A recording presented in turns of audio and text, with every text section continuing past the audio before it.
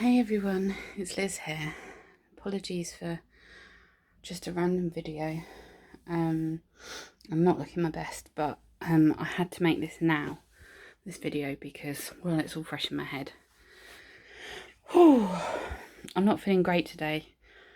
I had a Potsie attack yesterday and I feel rough and tired and headachy, but basically I just want to say the NHS are amazing in some things, and I know many people have been saved by them, me included, when I had my C. difficile, but it's completely okay to hate them too.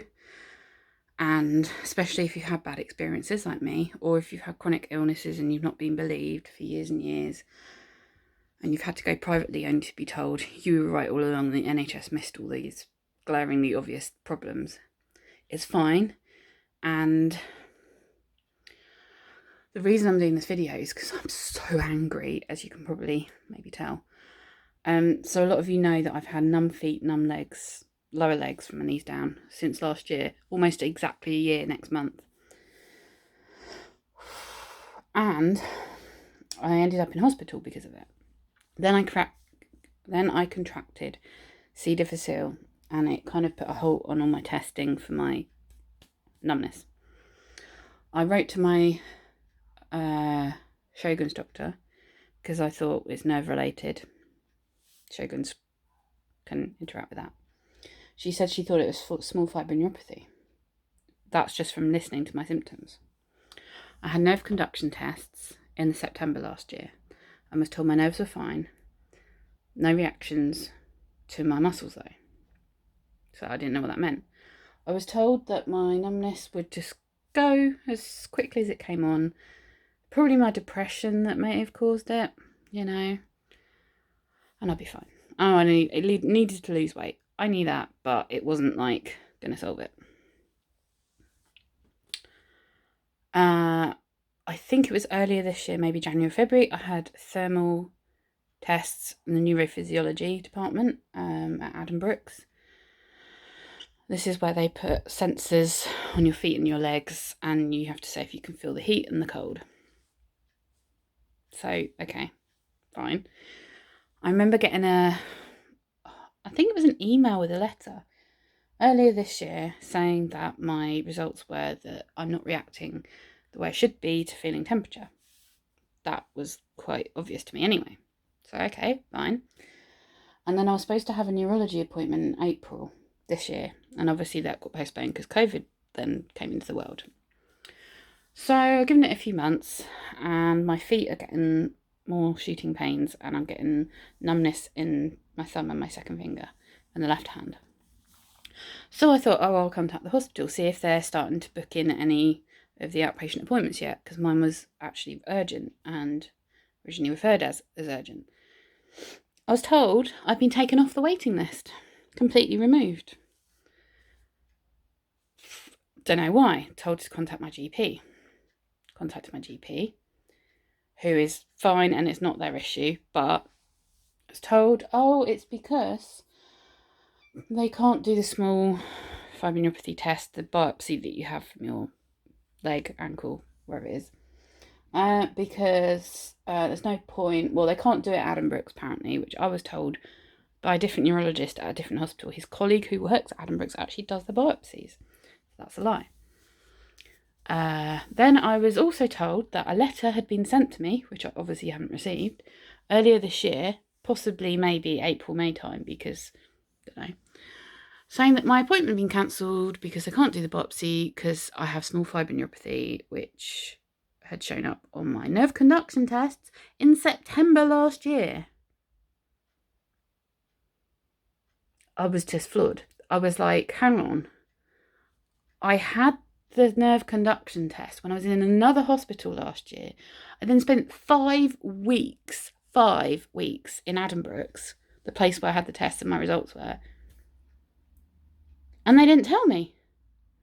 The physios and the OTs actually said that they didn't think I had it, but they had access to my records to see the results. I just don't know what to say. I have been so frustrated because I thought it was small fibromyalgia. It is, as has proved with all my other illnesses, plus the fact that earlier this year I had to apply to the DVLA to tell them these new issues. They wanted a consultant's letter to confirm the diagnosis, which I didn't have. I've got hand controls in my car, which I do need. But my GP, the only annoying thing, I said to him, well, surely I should have seen the neurologist to be told this. I'm basically just being given a major diagnosis. My GP says it's not likely that I'll get any feeling back now. And the only thing that can help with the nerve pain is gabapentin or similar things, which I don't want. I've been on them before, I had horrific side effects, and I gained a lot of weight. I'd rather have the pain, to be honest. But I'm now being told by my GP that basically I'm not seeing a neurologist about it. There's nothing they can do. I just have to live with it.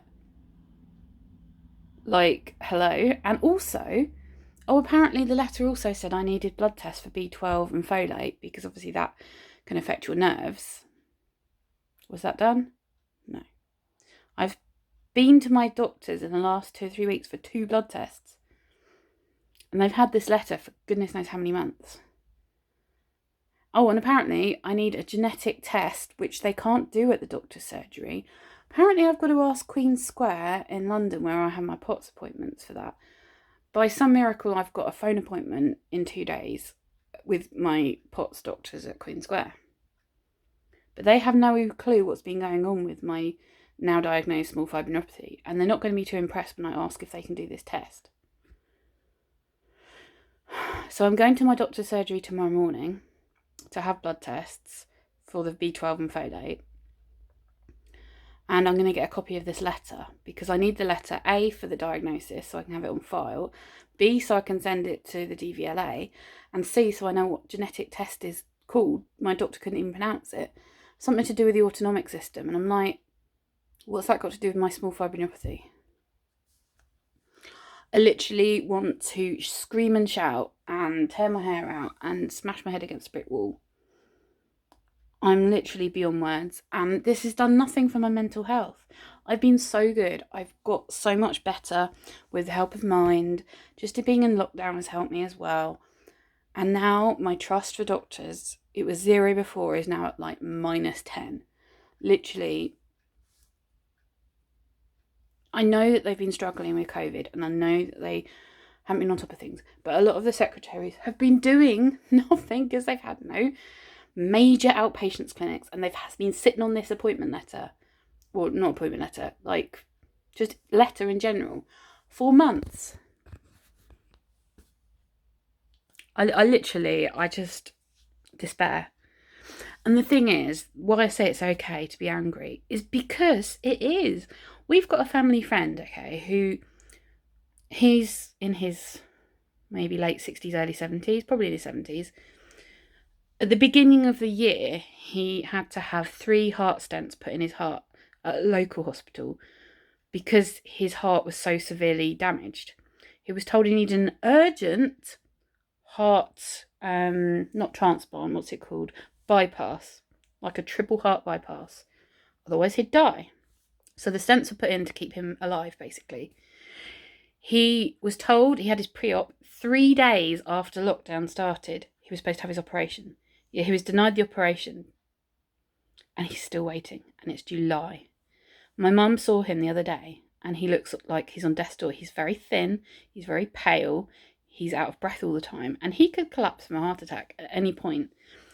And I feel like his wife should sue the hospital if he dies, because I know they've had COVID, but he was going to be at Patworth, which is a heart and lung hospital.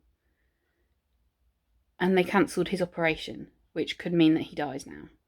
And this is not the first time. I know people who've had many operations cancelled because of COVID, and physically they're doing a lot worse, and they'll have a much longer recovery time. And mentally, some people are on the verge of suicide because they cannot stand the pain anymore, they cannot stand the waiting, and they cannot stand the fact that the NHS doesn't seem to care about them. I feel the same. I'm not suicidal, by the way. I feel the same, that the NHS is making all these problems worse by postponing all these really high priority things. Mine is not high priority. It's not a life-threatening thing. But I've been waiting a whole year just to find out that I actually had the results last September, almost 10 months ago. Seriously? Yeah, I have no words. So that's my rant. And if you want to comment, if you've had the same issues, or if you just feel like you want to rant, then please feel free. It is okay to diss the NHS. Everyone's like, oh, it's amazing, and everyone's drawing rainbows, and I will be taking my rainbow down. I don't really like the NHS today. I don't like them at the best of times, but I'm done. That's it. I will do another video soon. Bye.